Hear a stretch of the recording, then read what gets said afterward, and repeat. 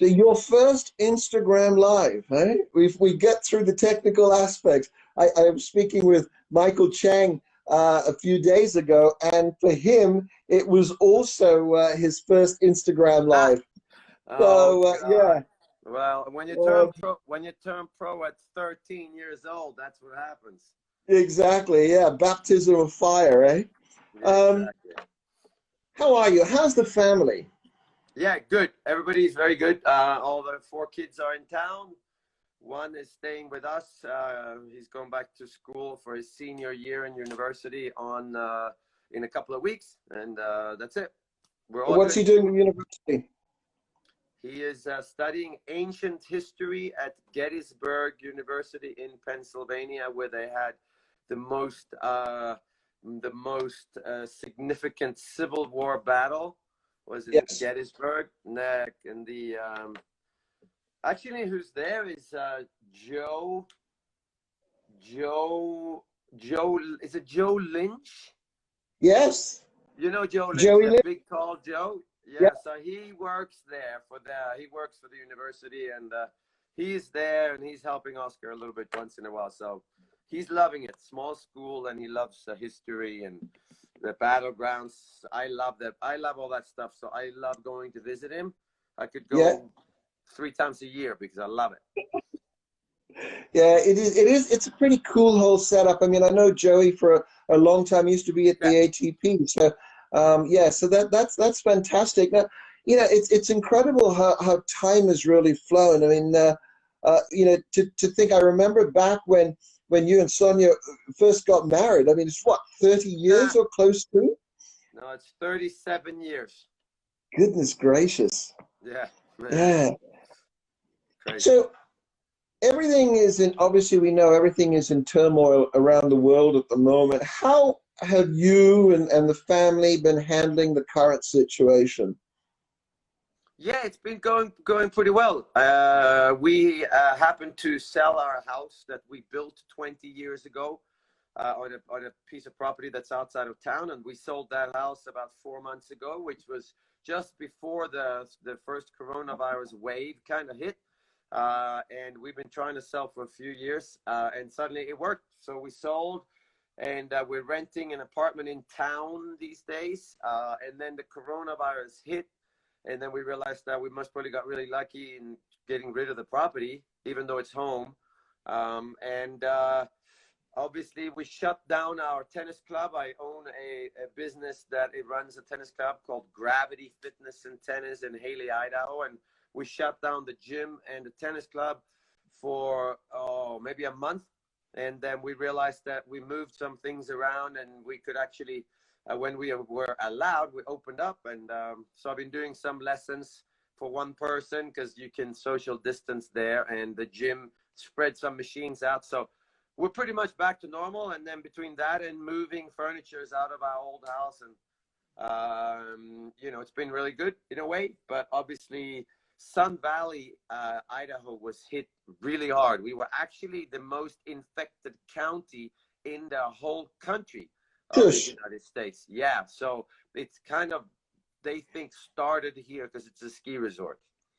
really? Crazy. And so you've sold, so where are you going to move to, or are you going to stay in that area? No, no, no. We're going to stay in the area. We just moved into town, and town has about 5,000 year-round residents, and most probably 25,000 people now. Everybody's snapping up. Every real estate opportunity is gone. Everybody's moving to town. Seattle people are coming here are flocking here. San Francisco and those cities obviously have been hit pretty hard with Corona Mm-hmm. and the protests and whatnot. So especially Seattle, it's just a disaster. Downtown Seattle, it's all boarded up. They broke 101 businesses got destroyed in Seattle during the protest thing. So yeah, a lot of things are going on, and our town is growing. It's exploding, but we have a lot of space. So, but yeah, so far so good. It's a lovely area, Sun Valley. I mean, for all the skiers who would know it very, very well. That's right. Yeah. But it's is it essentially pretty quiet over there for you? And what is it you like? I mean, I know the reasons why you went there, and if you don't mind, maybe we can touch on that with Wilander on Wheels a little bit later. But it's pretty quiet and reserved, isn't it?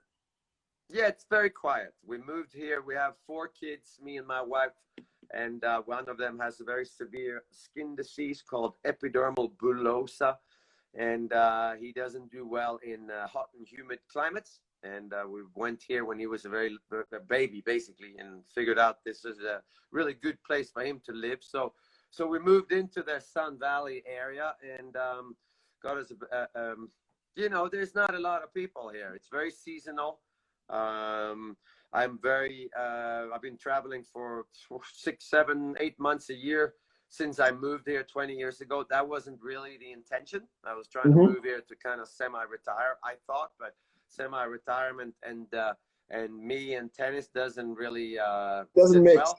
You can't retire. So now I have another good situation with running a tennis club, owning the business that is our tennis club, Gravity Fitness and Tennis, and that's fun. I teach about 3 to 5 hours of tennis every day to amateurs and kids and group clinics and whatnot. So, you know, it's quiet. It's really quiet, but beautiful, and it's you know, it's real to me. It's nature, and you are hanging with your family and friends, and you're not sitting in your car in traffic lines, and it's not busy in that way, but you make it busy with being outside and with recreational activities, and then of course working 6, 7 hours a day. So yeah, it's a great life. Somebody just actually asked who's following and watching this. Okay. He wants to become a tennis coach. What advice would you give him? What advice would I give somebody who wants to become a tennis coach?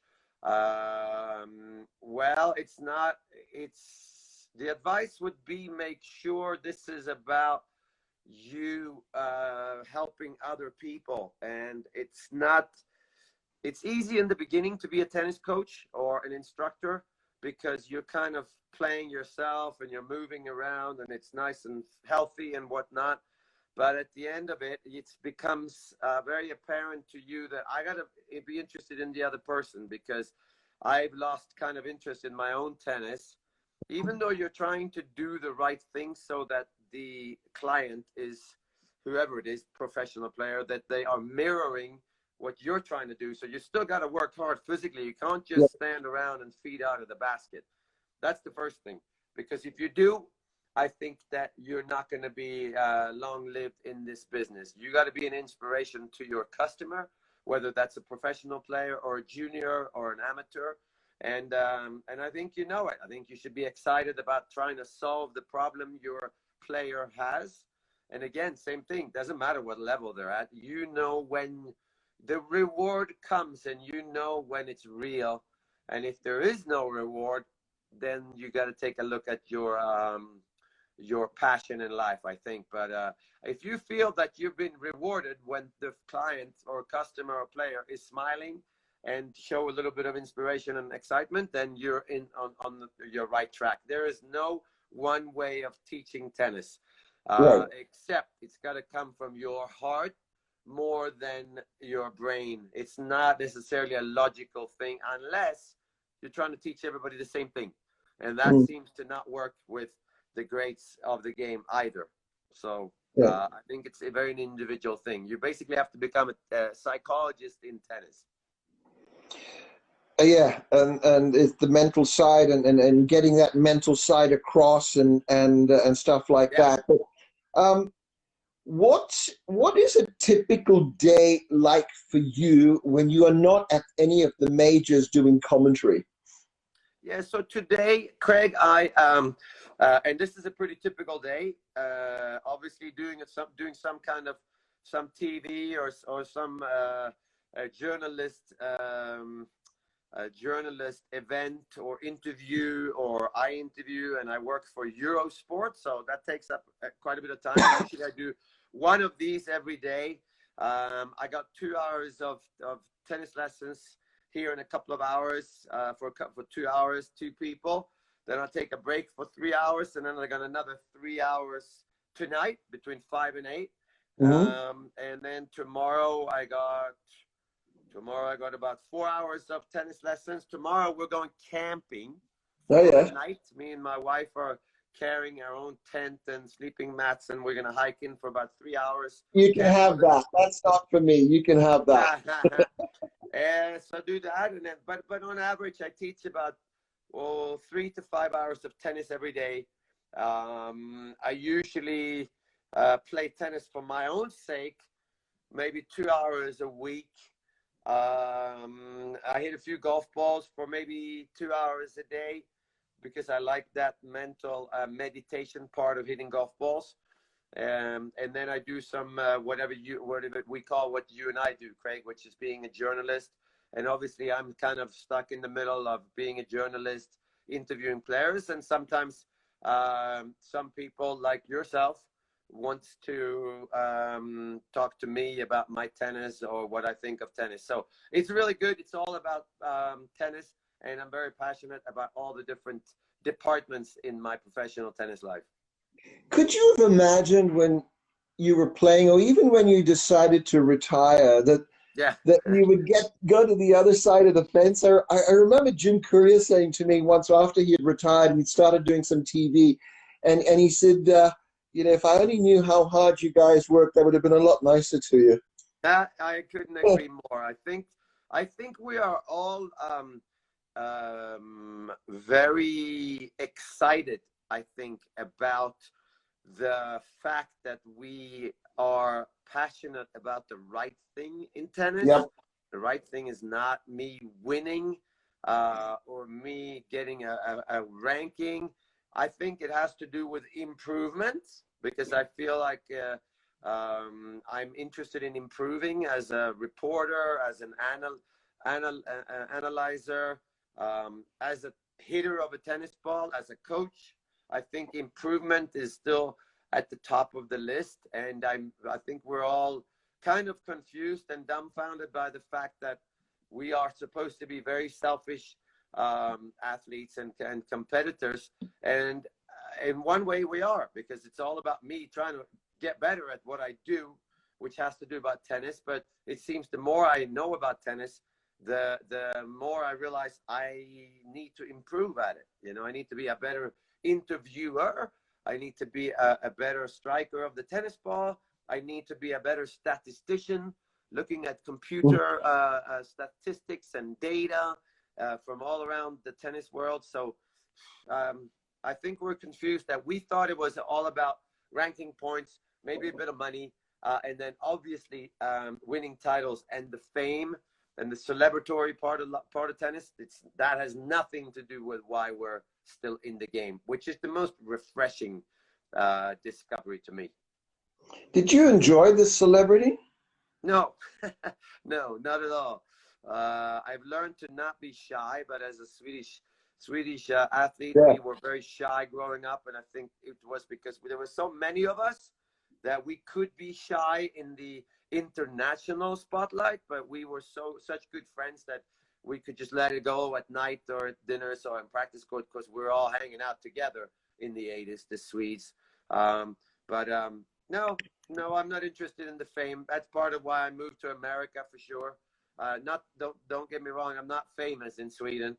People would know my name maybe, but I don't think I can walk down the street easily. But it's nice to be looked upon. I just did a couple of errands this morning, and they're all asking about my kids. No one's asking about me. I'm the Swedish guy who's the father of four, and I am a horrible golfer. So we talked about the golf course down in Twin Falls. One of them asked about my kids. So I'm just a normal guy, father of four. Used to play tennis, but I don't think people here realize at what point did I get to in tennis. So I love not being famous. Would you like to have played now, these days? I think yes. I think we all would. I really do. I think I would have loved to play. I think we would have set up my situation. I would have set up my situation slightly different from a lot of players. Most probably would have stayed more private. But then again, I think they are very private. I think somebody like Roger Federer Obviously, I overheard through somebody that he went kind of RVing or camping at some point, Yes. rent an RV.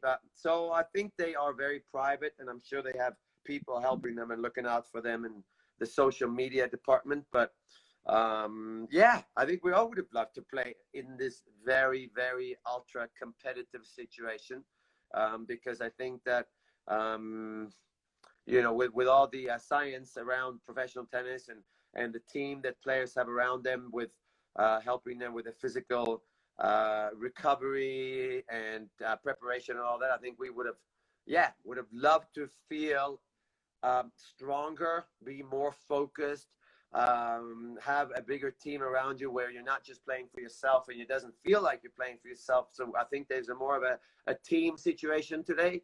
And I think we all would have loved to be pushing our bodies and our minds to the absolute highest level. I'm not saying that today this is as high as or as good as we're going to get in professional men's and women's tennis.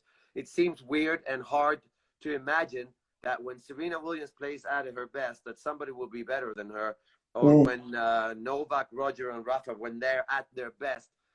You're telling me that 10 years from now, somebody's going to be playing tennis at a higher level than them? It seems like we're reaching, but obviously it has to be true because it keeps happening. Yeah, yeah, absolutely true. I mean, I want to take you, we're talking about time flying. I want to take you back a long time. I mean, we've discussed this and that. The first time we ever met was 1981 in Wow. Sydney at a junior event. And you know, at the dinner, there was you on one side, Yoki Nystrom on another side. And it was fantastic. And then like 6 months later, there you are, winner of a major, your first major, the French Open, 1982. What do you remember of meeting me for the first time? No, I'm kidding. What do you remember about that French Open in 1982? You know, I don't. Obviously, I remember the matches that I played that were a big upset for me, which were the Yep. last 3 out of the last 4 were big upsets. I think what I'm confused about a little bit is that yes, I played junior French Open the year before. I kept playing junior tournaments in 1981 because I was only turning 18 in 1982. So I was still a year young in 81 playing junior tournaments. And then suddenly I was at the French Open and I got straight in. I was top 20 and 2 weeks went by very fast.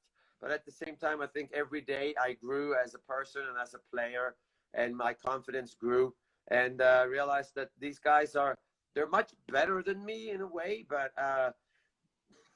at the same time, I can maybe compete with some of them. But yeah, I remember just growing in the confidence department massively through the 2 weeks, and I don't know, it didn't seem that weird to me that I was beating sort of the top players in the world on a clay court.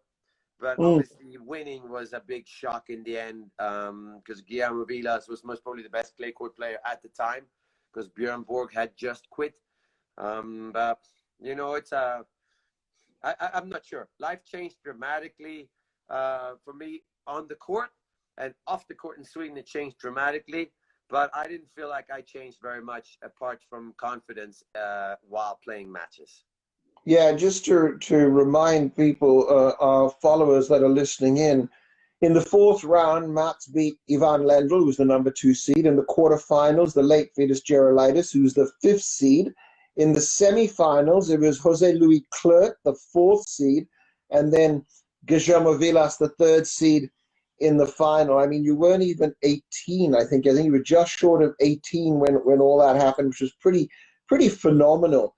But which major of the 7 that you won, which would you say was the most significant title?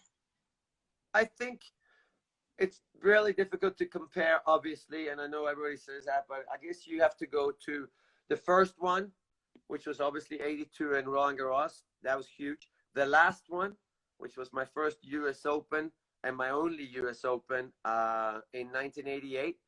because I got to the world #1. So me and Ivan Lendl were playing for the #1 ranking, even though I'm sure Ivan, he had been there for so long that he was most probably getting bored with it. So he's happy that I would take it from him.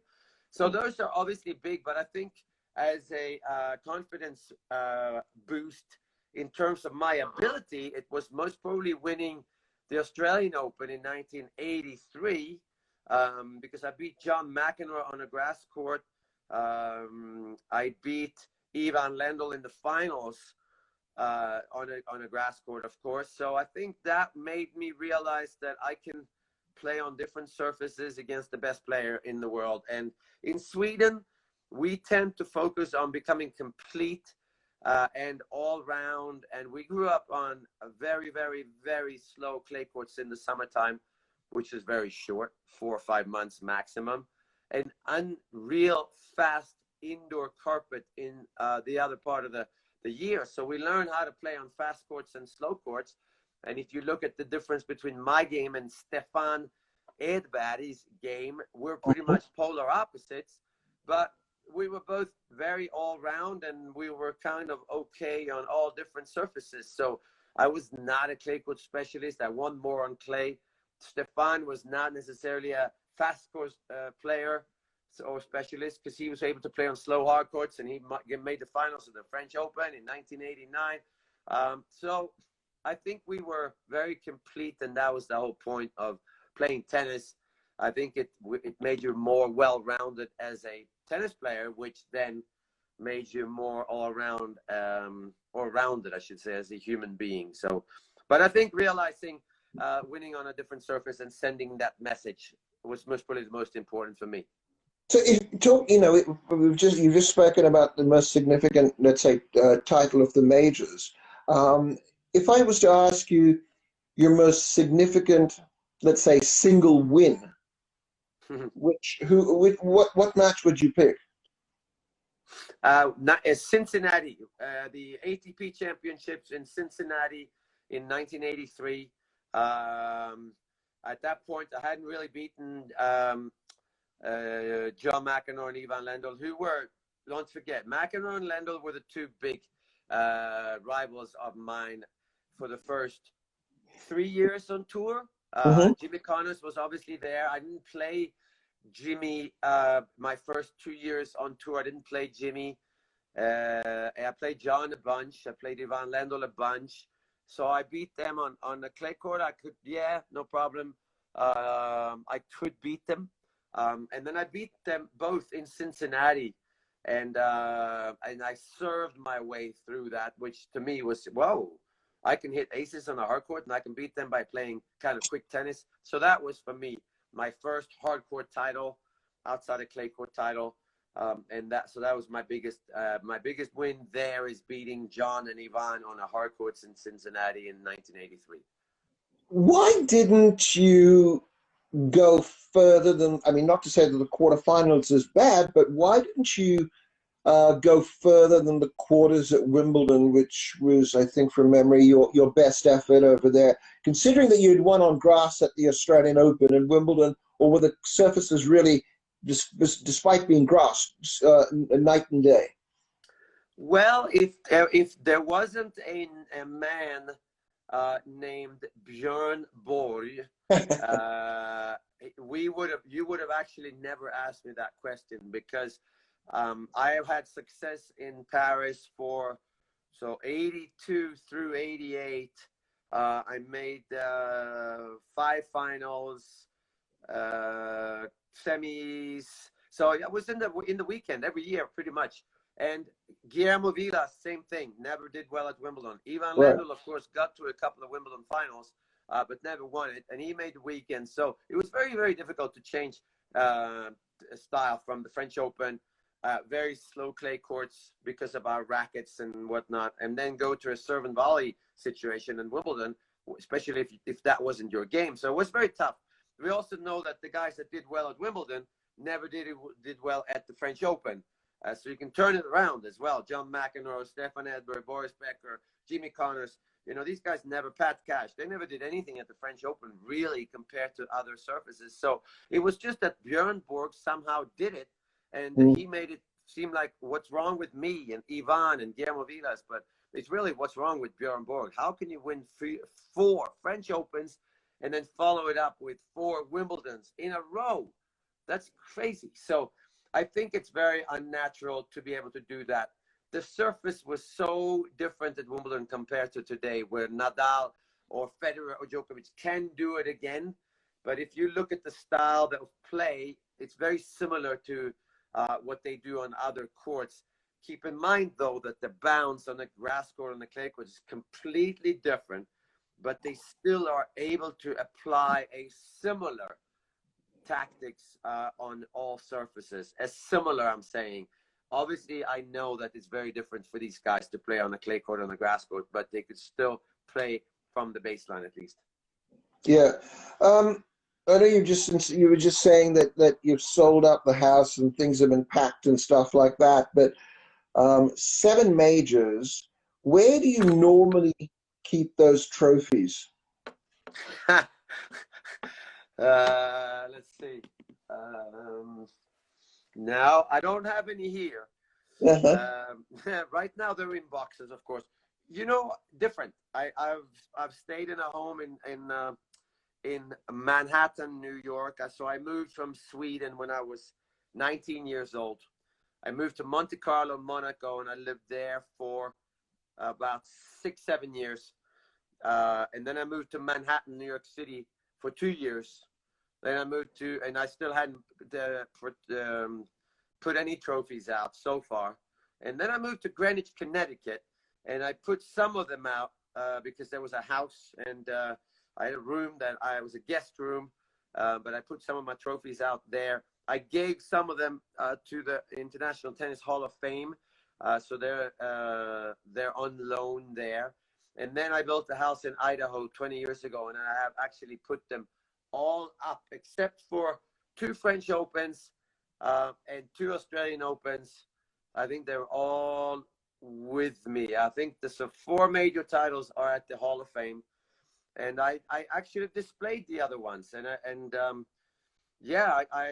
never really looked at them, but I feel like it's really great memories to not to look at winning the French, but some of the tournaments you played or you won or exhibitions.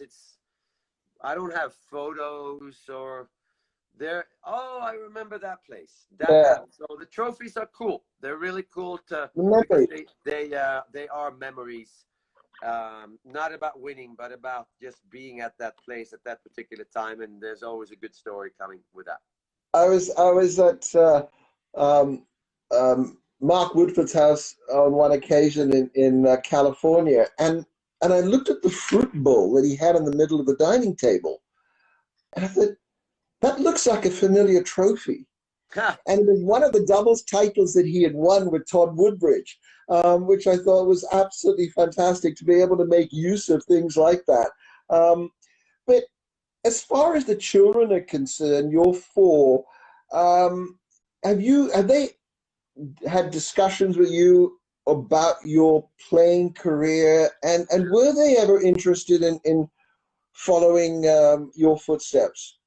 I don't think so. I think they know exactly what I did in my career, and they all are pretty good tennis players. One of them, my second oldest, actually pursued tennis in the American university system for a couple of years.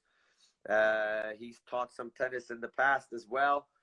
My daughter is teaching some tennis at the moment. They all played in high school, but I remember so I don't know. I remember going to the French Open in 1988 out of Greenwich, Connecticut. I just lost in 1987. I lost a couple of major finals. I just got married in 1987. I lost to Ivan Lendl French Open final. I lost to Lendl in the U.S. Open final.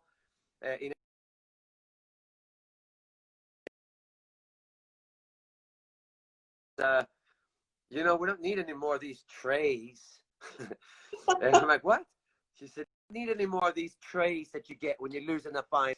Okay, we don't need any more. We have them now. So I think that it was very cool, and I managed to win it, the French Open in '88. So I think that I was very well. They kept me on my feet, and I think they kind of made fun of me in a way that I was a professional athlete and didn't really have an education. So I don't really know how to get on Instagram Live. I had to get my wife to help me, Craig. My kids helped me with other things. So that's what happens when you turn pro at 16 years old.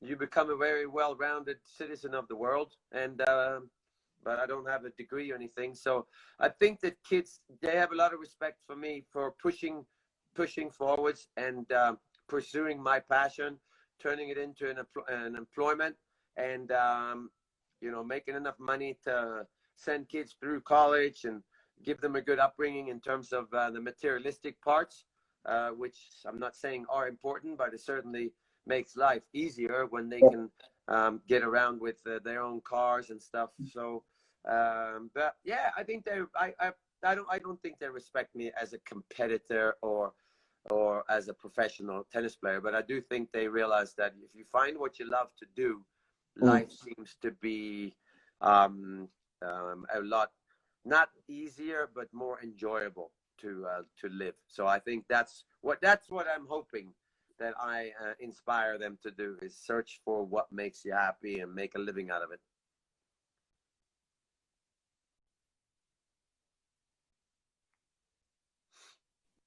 Matt, I lost you here, Craig. So sorry, can you hear me now? There you go. Yeah. You're back. Yeah, I can hear you now. I lost you there. What I was asking is, who is your toughest opponent? My toughest toughest opponent was a man by the name of Miroslav Mečír. Oh, the cat. He was a Czechoslovakian, obviously now Slovakian player, my age exactly. We played in the juniors, and he was never ranked higher than me. So I'm always the favorite to beat him. And I think the record is most probably about 3 times I won, and he most probably beat me 5 or 6 times. That's what it feels like. So he was my toughest opponent that I couldn't make sense of. Otherwise, Boris Becker on a fast indoor court was just not fun at all. Boris indoors or on a grass court or something like that. We played a bunch of times in Davis Cup finals, and he was a rough customer, Boris. He was really the first guy to take your racket out of your hand and just say, hey, I don't see you, Mats. You don't belong. You're not on my court. I'm just playing, and I'm going to shoot through you. And he was very, very tough. So, the contrast of style in our days made tennis completely different from today. And then you show of England, and you feel like you have no chance whatsoever. No, I could have beaten him pretty simply or easily at the French Open. So the different surfaces and the contrast of style made tennis bearable for us. You never really had an opponent that you couldn't beat on any surface. Do you remember the US Open when you won it? There is a priceless quote that you had in the post-match media conference, because you'd beaten Ivan in the final. You were both living in Greenwich, Connecticut. You'd become world number 1.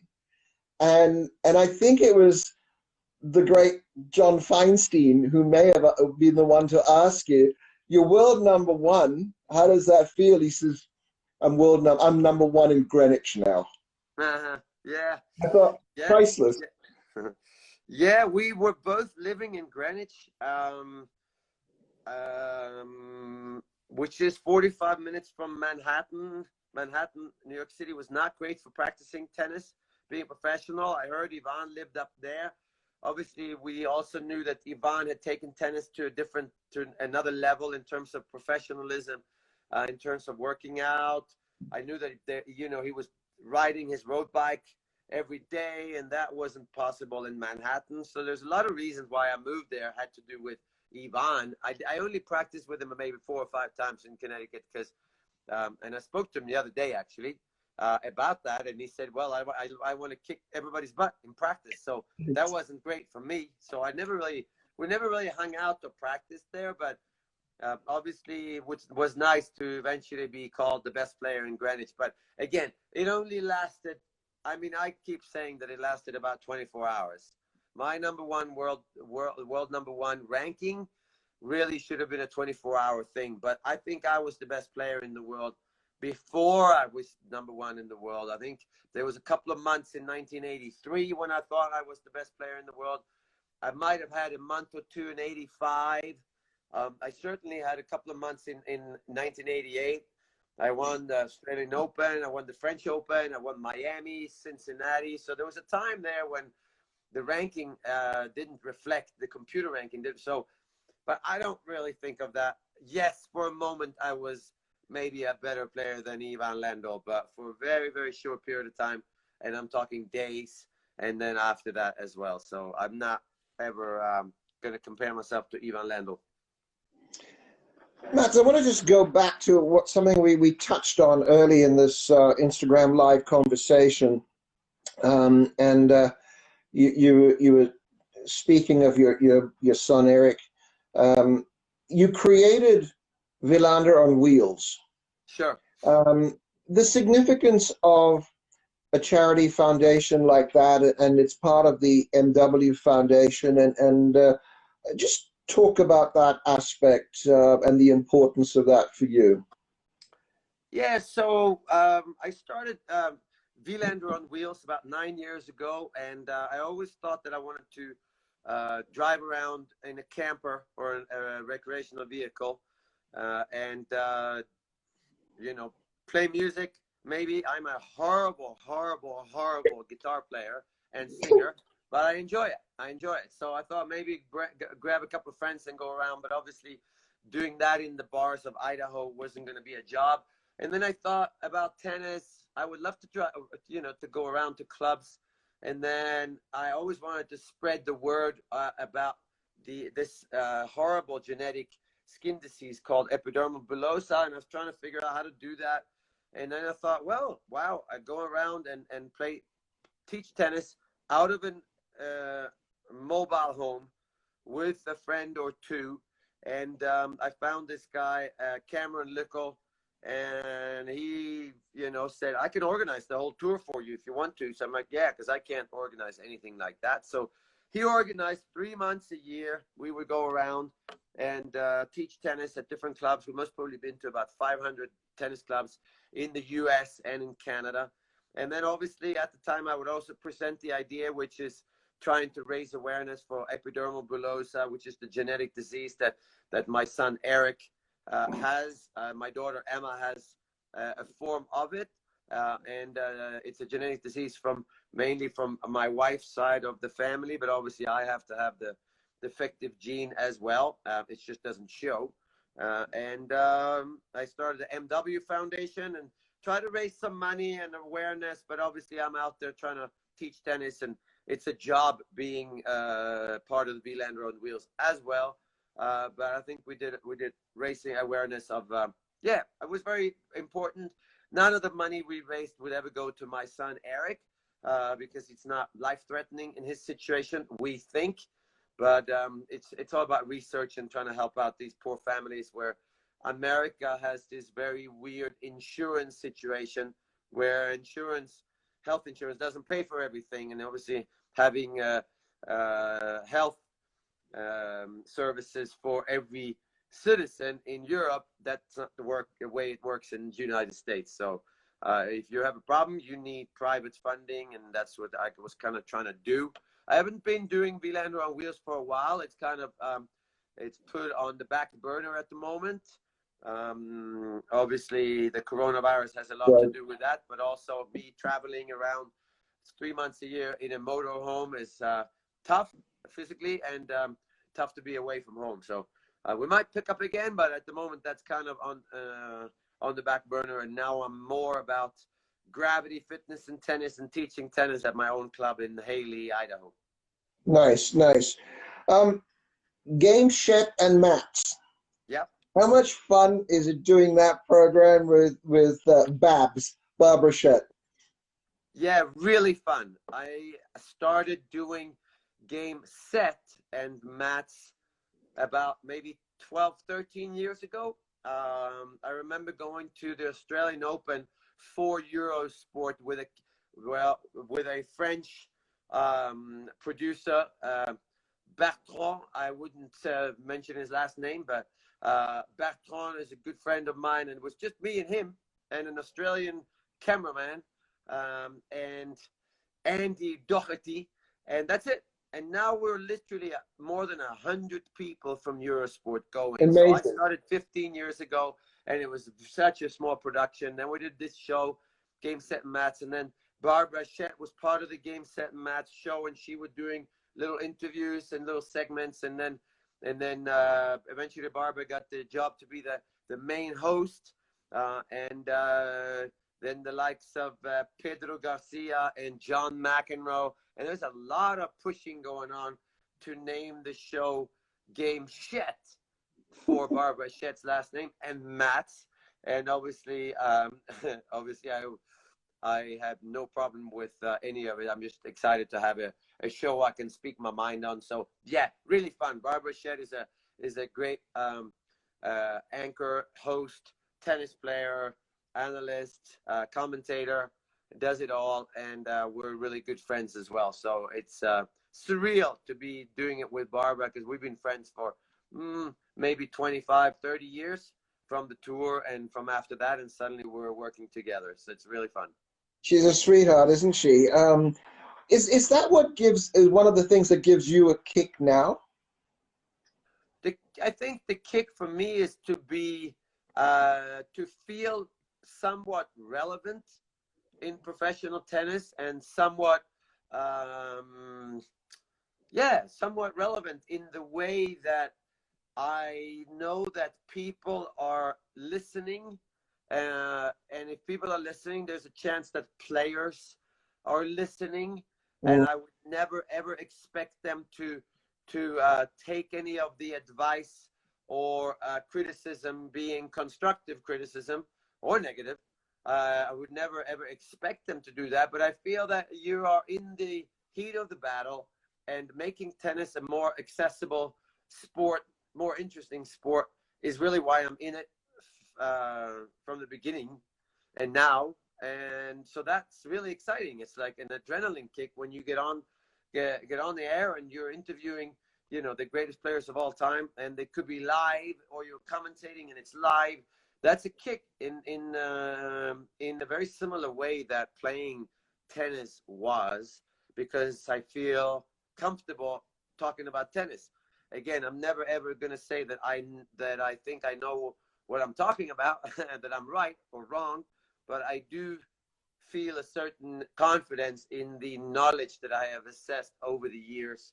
And with being a problem solver, because that's what you are as a tennis player, I think most of us feel pretty comfortable in putting my opinion out there. And then if you have a problem with that, then I'll be very happy to discuss it. And I know that I'm wrong most probably half of the time, and right half of the time, or whatever. I'm not in it for being wrong or right. I'm just in it to trying to inspire people to watch and pick up the great game of tennis. There was a question that came up earlier as we were chatting, and the question was, the way topspin is hit now, has that changed? Has been a major element in changing the way the game has been? Well, I think topspin today is mainly hit by a more severe grip. I think Björn Borg and Guillermo Vilas are, I think, the most important influences technically of any tennis players, because they would loop the backswing on the forehand side, and nor Guillermo Vilas had very extreme grips, but they figured out how to hit topspin with a looped backswing and come underneath the ball and trying to brush up on it and spin it. And then, of course, I came along, and I most probably cheated a little bit on the grip and went a little bit more towards the semi-Western. And then, you know, then the next group came back came with maybe Michael Chang, and then he would have turned it over a little bit more. And of course, Andre Agassi was there. Then Jim Courier, even though he's older than Michael Chang, then he became #1 in the world. And he was clearly a semi-Western grip, and he was sitting topspin. And he just went on and on and on. But I think the backswings and the follow-throughs, I think that was made famous by Bjorn Borg, and most probably created by Guillermo Vilas first. And then we just added to that with a bigger racket size, the head size, right. easier to spin it. So yeah, I think the grip has done wonders in terms of spinning the ball. Even if you're a little kid, you can do it, because to spin the ball the way Bjorn Borg did, you needed a lot of strength to be able to loop your backswing and then get spin with a continental grip. So I think the grip is most probably the one thing that has changed the most. How would you have handled the spin of somebody like Rafa Nadal? Yeah. I most probably would have counteracted it with my own spin. I think that we would have all played with more spin. I think my biceps would have looked different if I trained the way that these guys train today. I think I would have been a lot stronger looking and would have hit the ball a lot harder. The equipment is different, of course. The strings are allowing you to hit the ball much harder and get more spin. So I think that I would have managed to hit a lot more spin myself. But again, we're most probably, this is the generation on the men's side where most of us who normally would say that, well, great champions of any era would have been able to win their fair share in any era. I think this particular era is one that we, or me, I should speak for myself. This is one specific era when I'm very happy to say, if I played in this era with the likes of Roger, Rafa, and Novak, I'm not so sure I would have won many majors, if any. But if you put me in any other era, I would say that I would have most probably done well, and I would have just adjusted to the situation, which is a materialistic one, being the equipment we use. One question. I'm going to put you on the spot. Okay, pick for me. This is your choice. One selection. World #1, winning a major, or being inducted into the International Tennis Hall of Fame?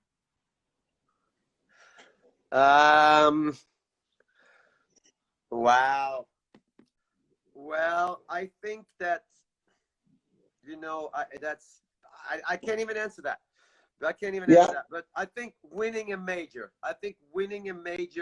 solidifies you as winning a major is basically winning the Olympics for us tennis players. And I think you feel you're the best player in the world during those 2 weeks, and no one can ever tell you that that you were lucky or you shouldn't have done. I think winning a Grand Slam title is most probably the most important achievement as a tennis player. But Davis Cup and being part of a team is the thing we talk about the most when I get together with my fellow Swedish teammates. Brilliant, Mats. Yeah, you spoke about memories. I don't know if you can see over my shoulder. I can't put my glasses on. Yeah. I keep all my credentials. I'm in my office. I've got tennis memorabilia all here, including a shirt from the Sydney Olympics that was signed by every single tennis player that played the Sydney Olympic, the tennis event at the Sydney Olympics. So if you want to send any of your trophies here for me to look after for a while, I'll gladly receive them. Okay. I will do Matt, that. Thank you so much for your time. It's been really appreciated. Thank you. Bye-bye. Take care. Bye. See you soon. See you soon.